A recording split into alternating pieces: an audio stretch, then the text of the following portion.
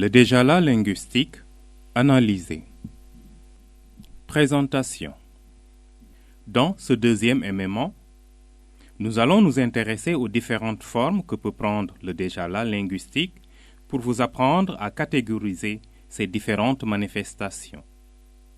Souvenez-vous, dans le précédent élément, vous avez appris à observer les manifestations du déjà là.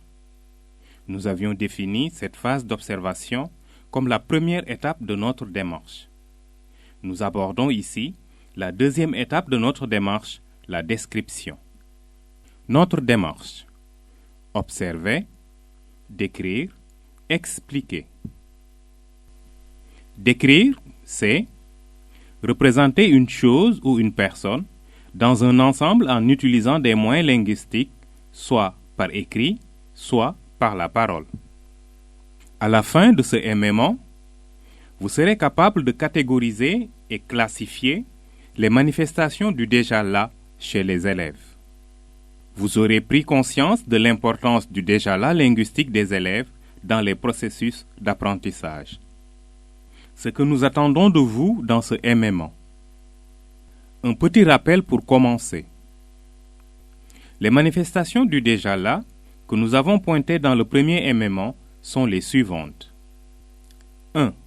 Les alternances codiques, c'est-à-dire les allers-retours entre la langue maternelle et le français au sein d'un même énoncé. 2. Le recours à la langue maternelle pour débloquer une situation de blocage. 3. La base du français préacquise par l'élève. 4. Le lien entre le déjà là linguistique et les autres dimensions du déjà là. Une nouvelle étude de cas. Nous allons vous soumettre 10 situations de classe, chacune illustrant une des manifestations du déjà là linguistique que vous venez d'apprendre à observer. Une nouvelle étude de cas. Nous allons vous demander dans un premier temps d'identifier ce qui, dans chaque situation, constitue une manifestation du déjà là linguistique. Dans un deuxième temps, nous allons vous demander de ranger la manifestation du déjà là que vous aurez relevée dans chacune des 4 catégories déjà observées. Dans un troisième temps, nous allons vous amener à affiner la catégorisation des manifestations du déjà là linguistique. Ce que vous devrez faire. L'analyse de chaque ressource se fera en 3 étapes.